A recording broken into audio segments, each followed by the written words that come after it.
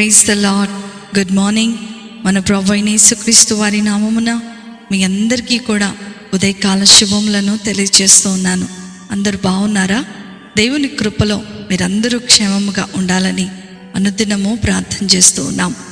నా ప్రియమైన దేవుని బిడ్డలారా, యేసుతో అనుదిన ఆత్మీయ ప్రయాణం నాతో పాటు కలిసి కొనసాగిస్తున్నటువంటి నా ఆత్మీయమైన సహోదరి సహోదరులందరికీ కూడా ప్రభు పేరట ప్రత్యేకమైన శుభములను తెలియజేస్తూ ఉన్నాను. దేవుడు మిమ్మలను దీవించునుగాక. మీ ప్రతి పోరాటములో, మీ ప్రతి కష్ట నష్టములో మీకు జయము అనుగ్రహించునుగాక. నేటి దిన వాక్యము అపోస్తలుడైనటువంటి పౌలు కొరింథీ సంఘానికి రాస్తున్నటువంటి మొదటి పత్రిక 2వ అధ్యాయము 9వ వచనము. దేవుడు తన్ను ప్రేమించు వారి కొరకు ఏమి సిద్ధపరచెనో అవి కంటికి కనపడలేదు, చెవికి వినపడలేదు, మనుష్య హృదయమునకు గోచరము కాలేదు. హల్లెలూయా. నా ప్రియమైనటువంటి దేవుని బిడలారా, ఈ లోక ప్రేమలు గనక మనము గమనిస్తే ఇదంతా కళ్ళకు సంబంధించినటువంటి ప్రేమ. అంటే కనిపించిన వారిని లేదా కనిపించే వాటిని ప్రేమించటం. కొన్ని ఆకర్షణ ద్వారా ప్రేరేపితమైనటువంటి ప్రేమలు మనము చూస్తూ ఉండవచ్చు. అన్ని ప్రేమలు ఒకేలాగా ఉండవు. తల్లిదండ్రుల బిడ్డల మధ్య ప్రేమ, సహోదరి సహోదరుల మధ్య ప్రేమ, భార్యాభర్తల మధ్య ప్రేమ, స్నేహితుల మధ్య ప్రేమకు ఎంతో వ్యత్యాసం ఉంటూ ఉంటుంది. అలాగే కళ్ళకు కనిపించే వారిని ప్రేమించటం, కనిపించని వారిని ప్రేమించటంలో కూడా ఎన్నో వ్యత్యాసాలు ఉంటూ ఉంటాయి. మనుషులు కనిపిస్తారు కాబట్టి మన ప్రేమను వారికి వ్యక్తపరచటం కుదురుతుంది. మరి దేవుడు కనిపించడు కదా, మరి ఎలా దేవుని మనం ప్రేమించాలి అన్నటువంటి అనుమానము మీలో అనేకులకు కలుగుతుండవచ్చు. వాక్యానుసారముగా నడుచుకోవటమే, దేవునికి ఇష్టమైనట్లుగా జీవించటమే దేవునిని మనము ప్రేమించటం. మనము ఎవరినైనా ప్రేమిస్తే వారిని గురించి ఎక్కువగా ఆలోచిస్తూ ఉంటాం. వారిలాగే నడుచుకోవాలని ప్రయత్నం చేస్తూ ఉంటాం. వారి కోసం ఏదైనా చేయడానికి సిద్ధపడిపోతూ ఉంటాం. అలాగే మన దేవుణ్ణి ప్రేమిస్తే దేవుని గురించి మాత్రమే ఆలోచిస్తూ ఉంటాం.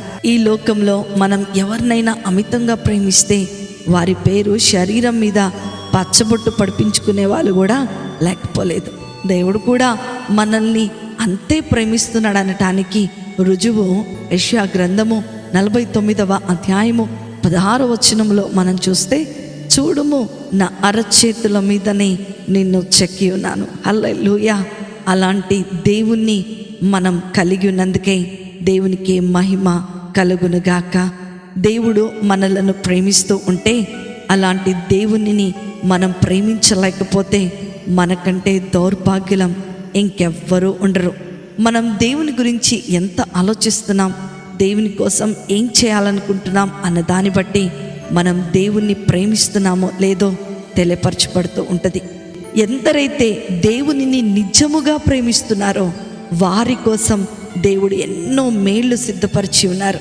అవి వారి కంటికి కనపడవు, చెవికి వినబడవు, మనుష్య హృదయమునకు గోచరము కానివి. హల్లెలూయా. అంటే అవి ఊహకు కూడా అందనటువంటి అద్భుతమైన కార్యాలు దేవుడు మన జీవితంలో జరిగిస్తున్నాడు. అందుకనే పౌలు రోమీలకు రాస్తూ, దేవుణ్ణి ప్రేమించు వారికి అనగా ఆయన సంకల్పము చొప్పున పిలువబడిన వారికి మేలు కలుగుటకై సమస్తమును సమకూడి జరుగుచున్నవని చెప్పబడుతూ ఉంది. దేవుని ప్రేమించే వారి కోసం సమస్తము సమకూడి జరుగుతాయి. ఈ లోకములో దేవుని కంటే సుఖానుభవమును ఎక్కువగా ప్రేమించు వారికి ఎలాంటి మేలు జరగదని 2వ తిమోతి పత్రిక 3వ అధ్యాయము 4వ వచనంలో మనం చూస్తూ ఉన్నాం.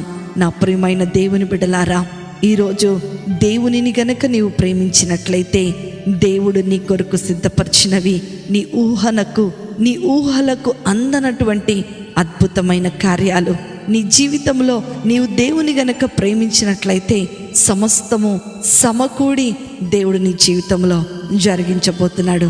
కాబట్టి మనం దేవుణ్ణి ప్రేమించడం ద్వారా సమస్తమును పొందుకుంటామని దేవుని యొక్క మాటలు మనలను బలపరుస్తూ ఉన్నాయి.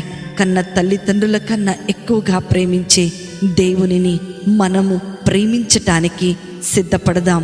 ఈ లోకమును కాక దేవునిని మాత్రమే ప్రేమిద్దాం. దేవుడు ఈ మాటలను తన విడికిడిలో దీవించి ఆశీర్వదించునుగాక. ఆమేన్. ప్రార్థన చేసుకుందామా?